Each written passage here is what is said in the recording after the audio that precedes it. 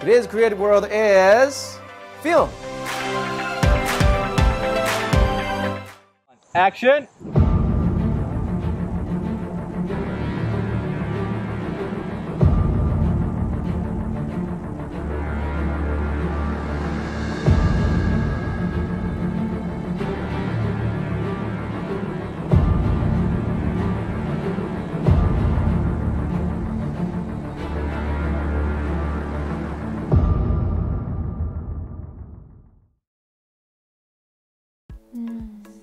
And with that, would you say the biggest difference is, I guess, comes down to the culture between the Japan and the United States and barriers like language?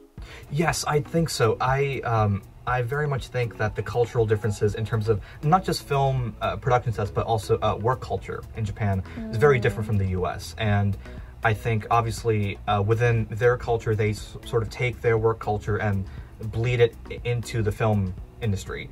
And as do we take our work culture and bleed it into the film industry in Hollywood. So there are rules and regulations in Hollywood that make sense based upon, you know, whether you're a desk worker or if you work as an accountant somewhere. It's pretty much the same sort of rules where, you know, for example, there's overtime, there's a certain amount of hours that you have to work in a week, and there are weekends. But in Japan, there's pretty much none of that. So it was very interesting as an American of Japanese descent to sort of see the in-between, because I am an American, but I am also Japanese, so I sort of had to see both sides and sort of blend them together in the best way possible. So it definitely comes down to the differences in culture and language potentially as well. So I guess a lot of people long to work with their well-connected coworkers or friends like you and the crew of Resistance Pictures. What is the key to working with people for quite a long time? That would be trust. I think the key to working with people for a long time is trust. You need to trust them with your life because, in my opinion, your work is your life. My films are my life, and I don't trust them with a lot of people, but my crew, I trust them with anything that I have an issue with or anything that I'm passionate about. They are the ones who are going to help me and are going to give me guidance that I may not have seen, but they have seen. So the key is to trust them and they will trust you back. And I think building that relationship is very important because we've been working together for it'll be about 15 years now. Aww. Because yes, I've been doing our first short film that we made with my two friends was in 2007, and now it's 2022, so it's now 15 years that we've been doing these videos that have evolved into more ambitious projects. So I think in those 15 years we forged relationships where they know how I think and I know how they think. And both of us trust each other to make correct decisions because as a director, they have to put a lot of trust in me because I tell them how to act, how to light a scene, how to shoot a scene, and vice versa. I have to trust them as the actors and the crew to know how my vision and how I feel about the project. So trust goes both ways. So it's definitely trust. It is the key to a long relationship. That sounds like a wonderful camaraderie, but you also mentioned that you have a YouTube channel. So what is the process of producing and uploading content? And is it similar to your work that you do as a filmmaker / producer? I think times have changed a lot since I first started uploading videos onto YouTube. I think YouTube as a platform has changed a lot, and also the meaning behind YouTube has changed as well. Back in 2007, around that time, that was an avenue for filmmakers to release their films because they had nowhere else to release them. They couldn't put them into festivals and they couldn't put them anywhere else because there was no other site like YouTube back then, really. So that's why we as 14-year-olds or 12-year-olds, we looked at YouTube as our way of showcasing our short films at that point. To a wider audience to maybe potentially get some attention. But I think nowadays the culture of YouTube has shifted drastically away from that, and it's now more about fast-paced, uploaded content. And for better or worse, I think the short film, let's say, industry is no longer seen on YouTube as much. I think YouTube is now more for vlogs and music. I think music is great on YouTube, but I don't see as many short films on YouTube as I did in 10 years ago. So I think it's very different from sites like TikTok or Instagram, where our work is not very impromptu. It takes months and months and months of preparation and planning and writing, and I think for the new trend in social media, it's about speed. Speed is the name of the game, and you have to release your things fast and quick and make them snappy and short and choppy. But I think it's a different art form from filmmaking, and not to say that is not filmmaking, because it is in a way, but in terms of creating a narrative story and building upon that, I think it's a slightly different approach. So it is interesting to see how much it has changed, but I think it's slightly different from the work that we do. But who knows? We might branch into it. Who knows? Yeah, and do you think in the future you'll branch out to like sites like TikTok, Instagram? We've definitely dabbled with the idea of it. It's just more so that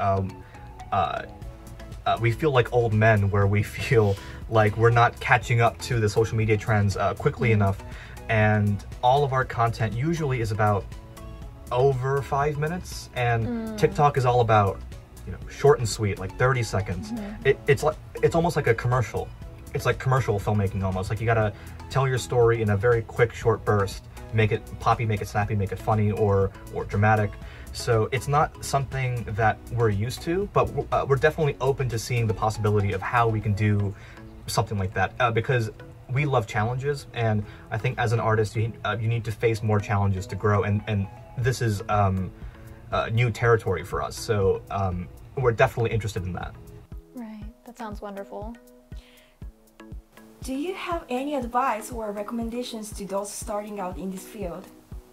My advice has always been the same, and it's very cheesy, I know, but if you want to become a filmmaker, the only thing to do is really do it. You need to grab a camera or your phone, because we've been shooting on iPhone for our past few projects.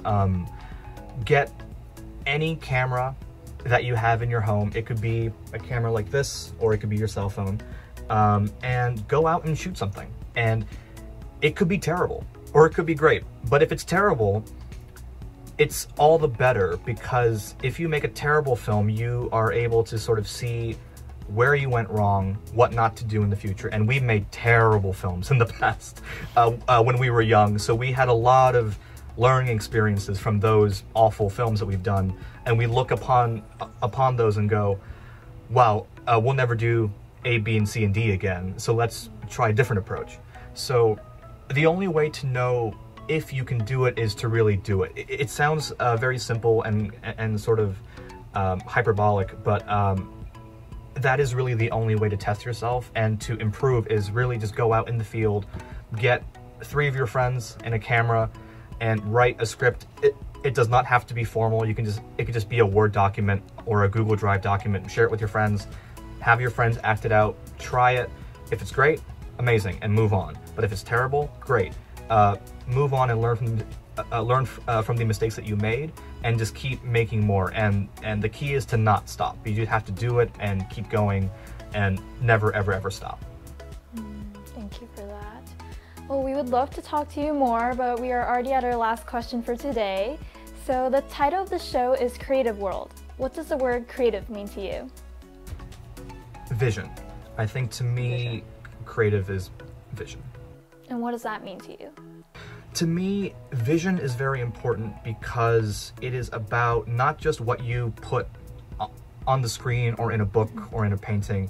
It is about your view on life, on art, on history, science, whatever it may be. I think your vision is the key to creativity, and I think that vision is very important, and I want a lot more people to hone in onto what they believe is what they like, and their aesthetic and their interests. And I think sometimes other people or maybe some studios can try to stomp on your vision, but I think it's so important to hold on to that thing that really made you want to become an artist and to become a creative, and never let anything sort of dim the light of that vision.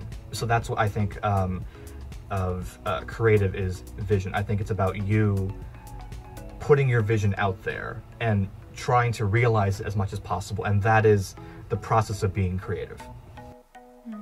Thank you so much. Well, thank you so much for joining us today. It was such a great pleasure to meet you. Thank you so much. This was fantastic. Thank you. I really appreciate it. Of course. So today's guest was Mr. Yoko Higuchi, a filmmaker and founder of Resistance Pictures. Thank you so much again. Thank you. Thank you so much. Bye-bye.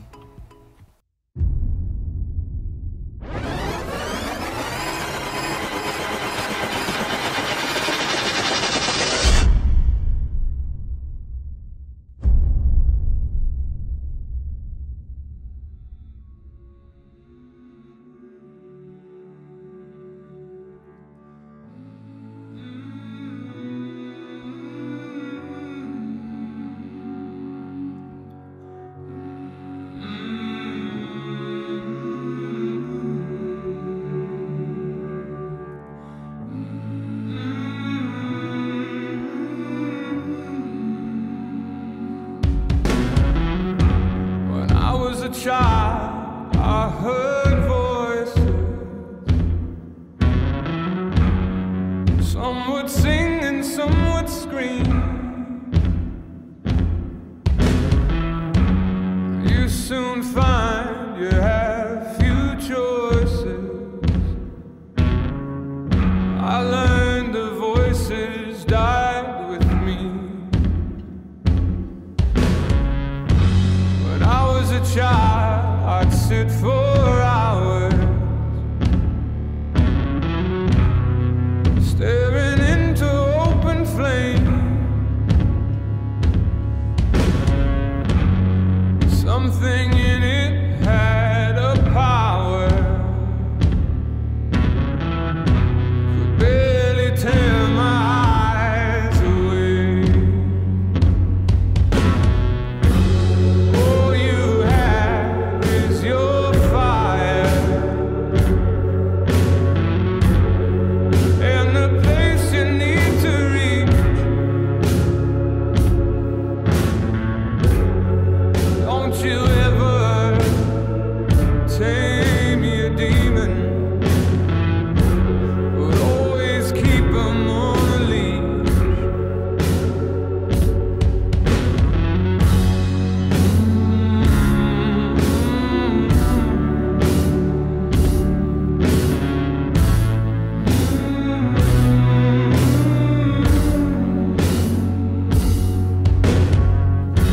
When I was 16, my senses fooled me.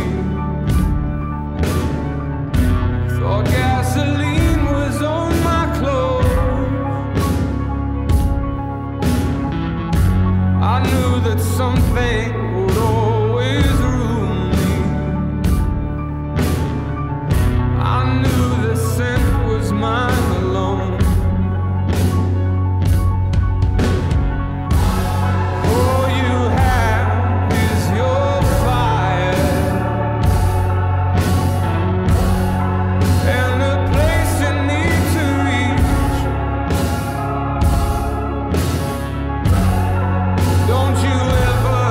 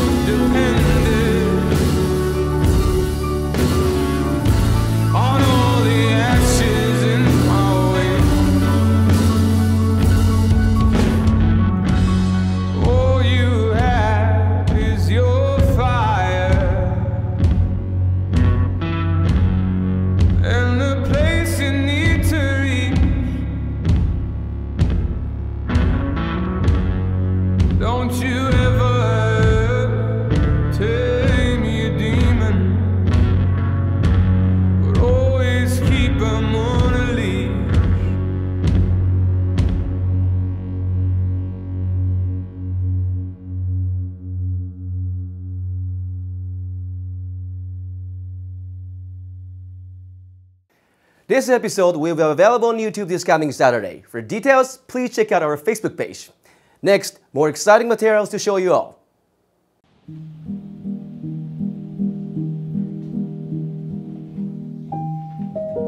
家にあって安心。すぐに食べれていつでもおいしい家族の味方。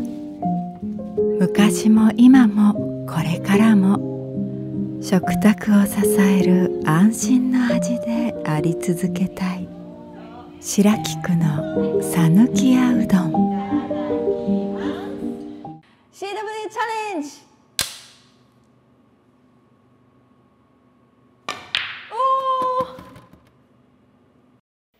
さて今回もよよかちゃんにドラムを教えていただきたいと思います。では今回は普段あまり見ることのできない足の練習に挑戦したいんですけど、ダブルの演奏の仕方を教えていただいてもいいでしょうか。はい、じゃあいきます。はい。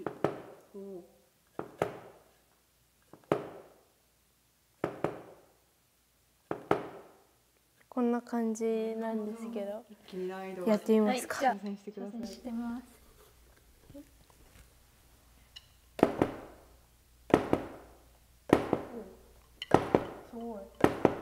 どうでしたか。はい、すごいできてます。そんな感じです。ありがとうございます。じゃあはるかさんも。ちょっとあんまり。これはスライドのポイントはありますか。そうですね。1回目はちょっとだけ軽く踏むってこと。軽く踏んでスライド、踏んでスライド。あとスライドのこう幅をちょっと少なくするともう少し踏みやすくなります。難しい。そんな感じです。じゃあ最後にこれ3人で一緒に練習したいなと思うんですけど、はい、ぜひお願いしてもいいですか。はい、じゃあ、じゃあ3人で一緒にやります。せーの。すごい。おお。ということでよよかちゃんにドラムを教えていただきました。貴重な経験をありがとうございました。 Thank you all for watching. Bye. Bye.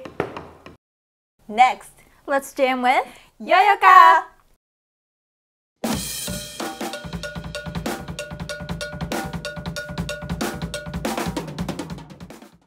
Hello, this is yoyoka. Here is my video. Enjoy. Good times, bad times. Oh, yeah.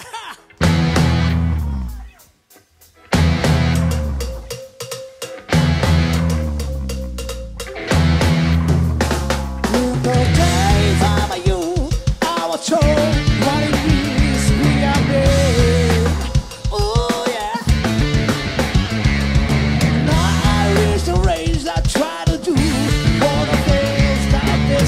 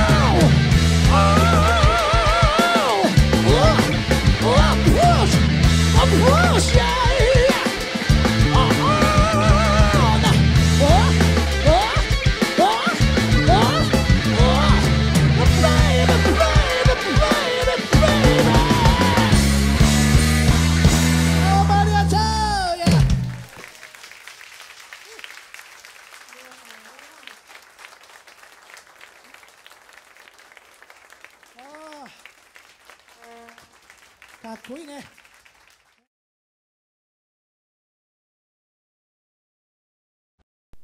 Thank you for watching. See you next time. Next, Godzilla alert!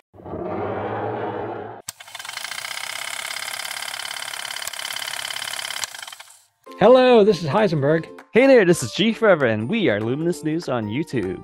Yes, and we're here to review the X Plus Large Monster Series King Ghidorah 2019. And he lights up, so let's go check him out. And here's a big box. Yes, the Toho Daikaiju series King Ghidorah 2019 from the movie Godzilla King of the Monsters. Yay. Yeah, also known as the Large Monster Series. And this is big. It's about 16 inches to the top of the top wing, or 15 inches to the top of the center head. And the wingspan from tip to tip is about 26 inches. Wow, yeah, and this is supposed to be the 25 centimeter line, but it's definitely much bigger than a typical one. Yeah, it cost about $600. Boy. Yep, plus shipping. Oh yeah, so what do you like about this, G Forever? Well, first off, the sculpt is amazing. I really love all the dynamicness of the pose. The heads are all looking different, so it's all not a generic like duplicate of like the three heads. Each head has like a different face, so you'll see the center head is kind of has the mouth open, and he's looking a little up, and then the other two heads, which you'll see in a moment, also have different looks to them. And I love the paintwork. The paintwork is just outstanding. So unlike the other competitors, this one has lots of different shades of yellows, golds, and browns. And plus like the tongue and the eyes, like everything is painted differently. So it's really nice. So it's not just a single color. Yeah, I really like this angry head too. It reminds me of Alan. Oh, and it lights up. Oh my, it's beautiful, right? This is just like their Defo Reel, but even better. I think the animation is so well done, much better than the competitors. Yeah, I like it. It seems to have an organic feel to it. Like the pulsations. It's not just sort of like a mechanical pulsation. It really feels like something like more from a living creature. Exactly. So it's really well done. The eyes light up.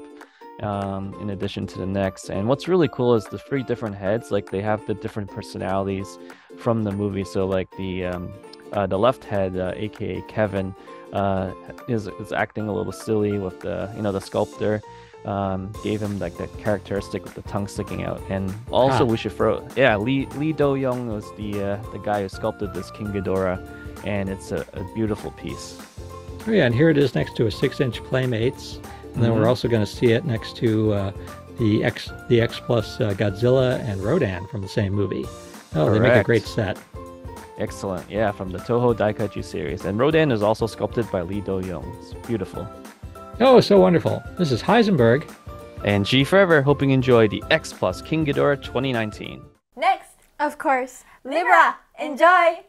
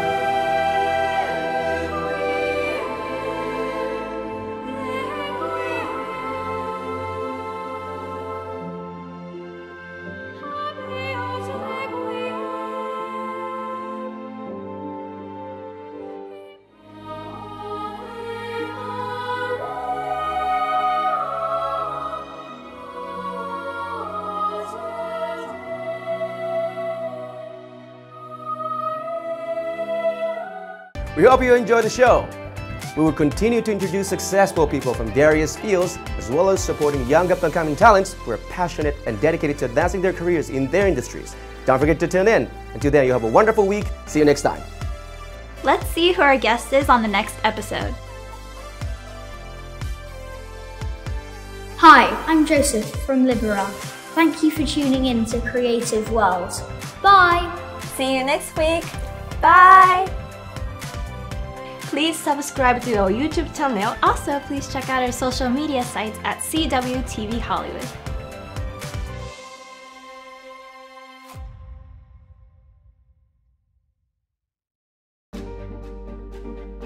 Tradition is tasted, resplendent with grain.